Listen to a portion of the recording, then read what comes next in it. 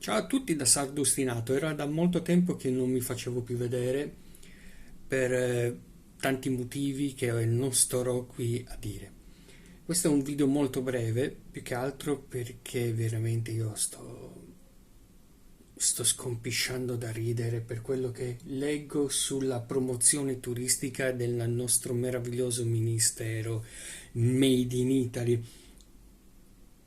Lo stesso governo che ha decretato che nella pubblica amministrazione non si deve parlare con termini anglosassoni, ma noi abbiamo un ministero che si chiama Made in Italy, pensa un po' che pozzi di intelligenza. Stavo guardando la storia del sito, eh, appunto che dovrebbe pubblicizzare le nostre bellezze come se ce ne fosse bisogno, e per quanto riguarda la Venere Influencer, leggo dal Corriere.it, l'agenzia Testa si difende e dice: il video, campagna non ancora pronta, materiali di repertorio. E poi spiega: sappiamo che parlare dell'Italia significa tenere conto di tantissime sensibilità e sfumature. Ma la campagna pubblicitaria, bersagliata dalle critiche, era destinata all'estero a mercati culturalmente molto diversi dal nostro. Ma che meravigliose queste giustificazioni. Oltre al fatto che ho letto che è costato 9 milioni di euro, io vorrei capire com'è possibile che un sito costi così tanto. Ma datelo a me. Datelo a me. Metto sotto l'indirizzo, ok? Anzi, mi scrivete info@andreassatta.com, me lo date a me a gestire. Mi date a me i 9 milioni di euro. Ho tutte le persone competenti, capaci, che con molto meno di 9 milioni di euro vi faranno un lavoro nettamente superiore a questo.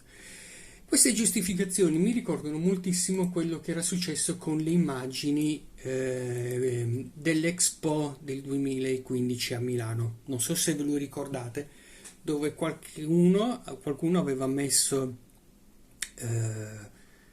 delle immagini terribili, mostruose, qualcosa di veramente molto imbarazzante, dei render con immagini, persone ritagliate, infilate a destra, a sinistra, eh,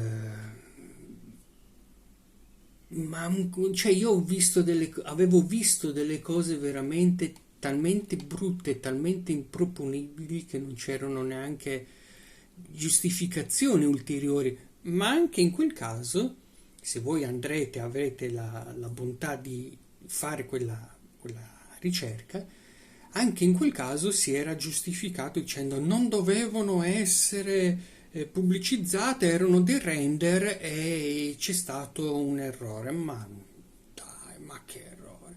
Avevate l'idea di essere avanguardisti, futuristi, avevate l'idea di guardare oltre l'orizzonte, non lo so con quali intenzioni mentali uno può andare a fare una cosa del genere. Ovviamente è stato devastato dalle critiche.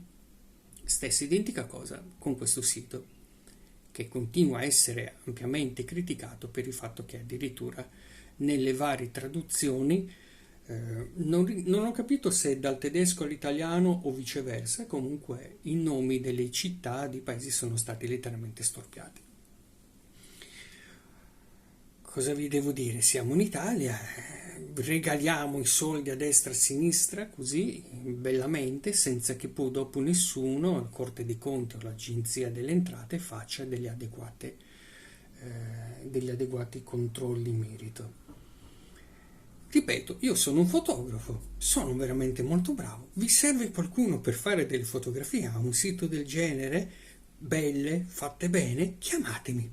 Vi ripeto, io sono a vostra disposizione. Mi vendo anche per molto meno di 9 milioni di euro, però senz'altro sarebbe un lavoro migliore rispetto a quello che io ho visto. Vabbè, siamo in Italia. Buona navigazione a tutti.